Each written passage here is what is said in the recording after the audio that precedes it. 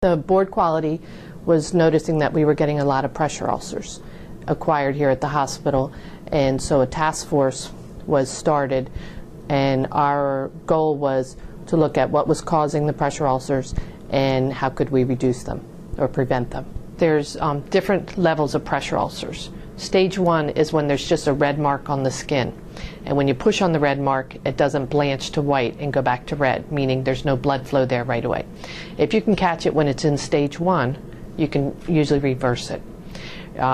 Stage 2 is when it starts to be a little bit of breakdown, and so again, if you can catch it at stage 2, you can usually reverse it to come back out and heal itself. It's when stage 3 is when you can see muscle or tendons, and stage 4 is when it's all the way down to the bone.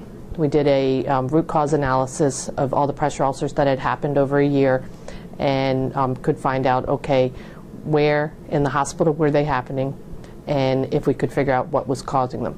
Then when we did the evidence-based practice, we learned ways to prevent the causes. And then also the advisory board, which is a consulting group, came and spoke to the leadership here, and several of those SWAT team members also went to that conference, and they gave us a template of how to look at it from the whole spectrum, as far as how to put perfection into practice by reducing pressure ulcers. And our goal was to get down to 0.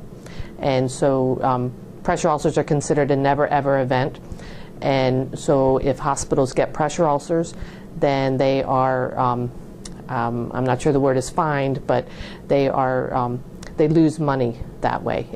It's about $21,700 that you lose every time a hospital has an acquired pressure ulcer. And so we knew we had to reduce them because we were losing money, but also it was better for the patients. One, we changed the surfaces. Then we also implemented that every 2 hours patients had to be turned, because again, you were reducing the pressure on any bony prominences. The ICU has lifts in every one of their 6 ICU rooms. We now have the lifts also built into 2 of the rooms out on Surg. The Hoya portable lifts for lifting the patients up and moving them. Anytime we can use that, we're reducing the pressure. So the lifts was another part of it. Nutrition is a really big part. Any patient, we look at patients' Braden scores, which is how you decide if they have a low risk or high risk for developing pressure ulcers. And the Braden score looks at moisture management. Are they incontinent of urine or stool? It looks at mobility. Are they getting up on their own? Do they need help getting up? Do they need help being moved in the bed? It looks at cognitively, do they understand how to prevent if we talk to them about how to be moving and preventing pressure ulcers. Nutrition is very important. They need to be getting enough nutrition, protein. And so we do a nutrition consult on anybody who has a Braden score of 18 or less, meaning that they're at risk. So that's another thing we looked at, was that nutrition. All those patients automatically have a nutrition consult done. Moisture management. So, we changed out, we don't use any plastic near the patient. So there's no incontinence pads put on the patients. We have cotton cloths that are put under the patient's pads, and they are changed frequently. And then we also standardize how we take care of the skin.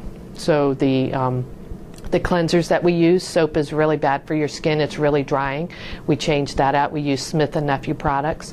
And then we have protective ointment, or we have zinc oxide that we put on the patients. And again, we're reducing the moisture that's right up against the skin.